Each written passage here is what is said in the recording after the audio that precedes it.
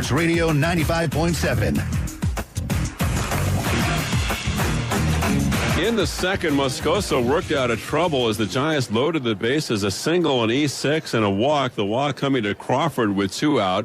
So the bases loaded, a scoreless ball game, and Chris Stewart batting for San Francisco.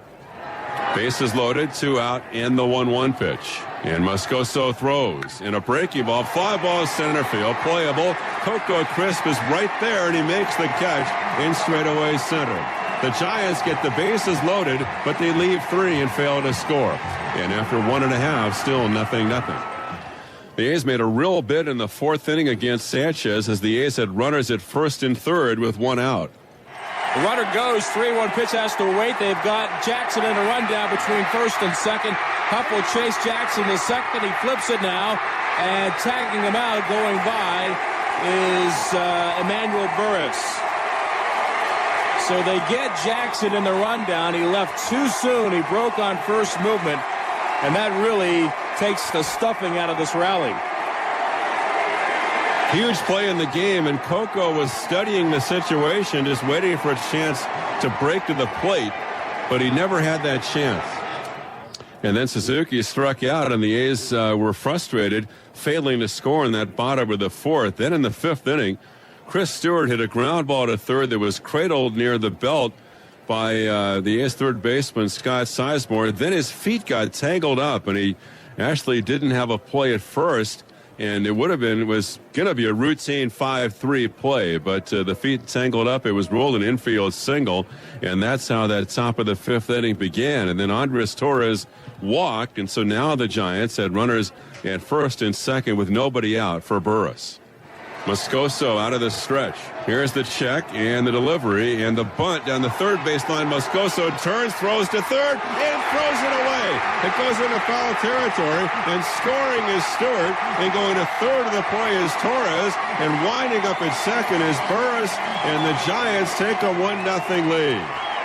And a night of sloppy play for the A's continue. Then after that, Moscoso got a strikeout of Pablo Sandoval, but then Aubrey Huff delivered the sac fly out to left field. And on that play, Torres scored, so the Giants had a 2-0 lead as the game went to the bottom of the 5th inning. And Scott Sizemore led off for the A's with a single to center. And after that, Adam Rosales struck out. Jonathan Sanchez is still pitching at this point, and he's facing Derek Barton. The pitch to Barton is driven to right center field, a long run, and Scherholtz is not going to get it. It's by him and going to the wall. Sizemore's at second, rounding. He's headed to third. He's around third, and he's going to score without a throw on a double to right center field by Derek Barton, and the A's are on the board.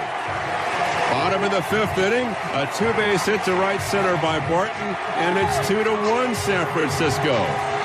Then Jemiah Weeks flied to left. The A's still trying to keep the rally going in the 5th inning. Cliff Pennington batting next.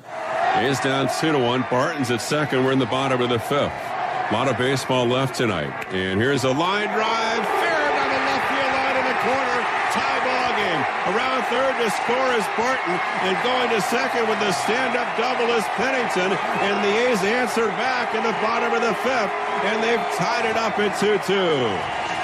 Then Pennington was wild pitch to third, and Coco Crisp walked. Matsui was the hitter for the A's as the Athletics had runners at first and third.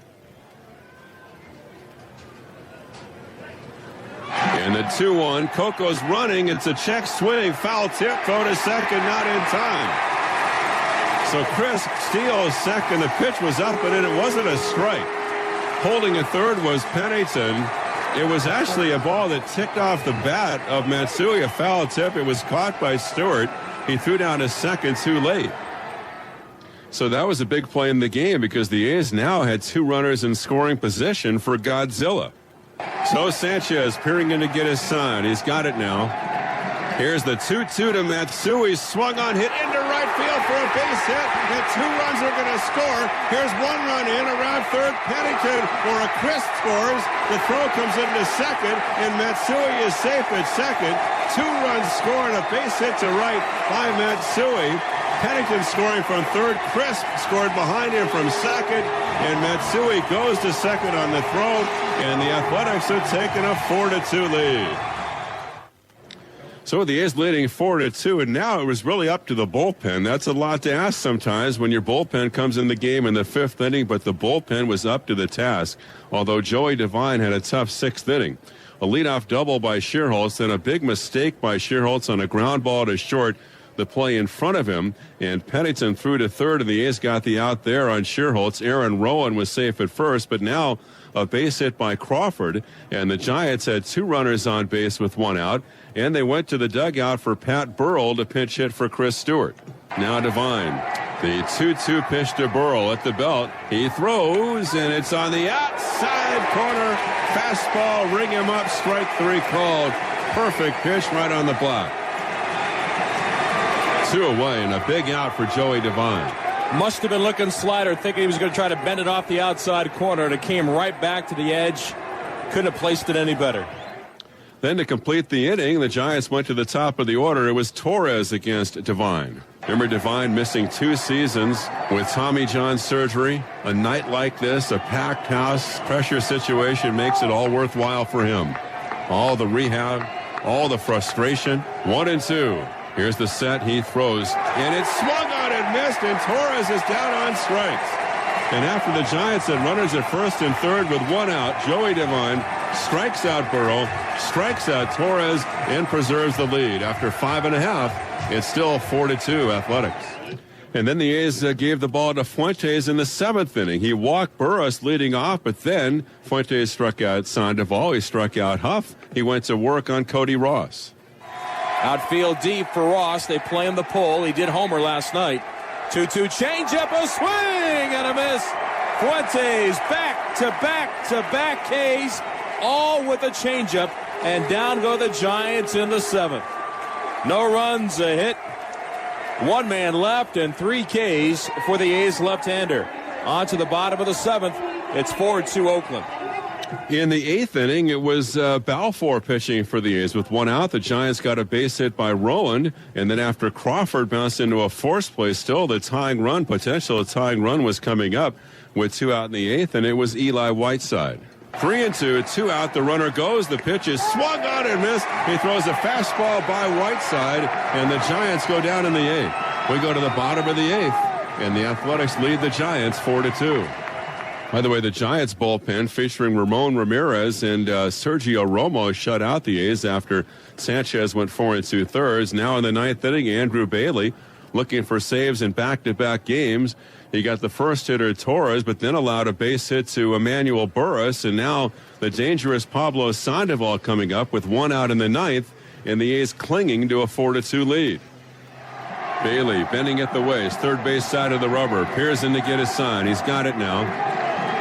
He sets, he's ready. The 3-2 is swung on, bounce to second, might be 2. Weeks flips to Pennington. He fires to first, and they get the double play to win it. A 4-6-3 double play, and the A's have beaten the Giants in back-to-back games.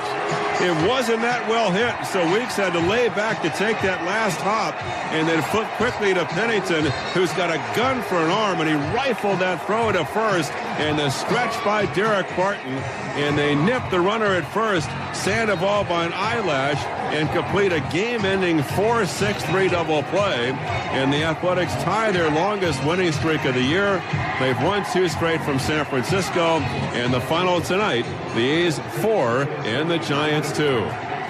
And Vince Cotroneo will be talking with Derek Barton when the A's postgame continues.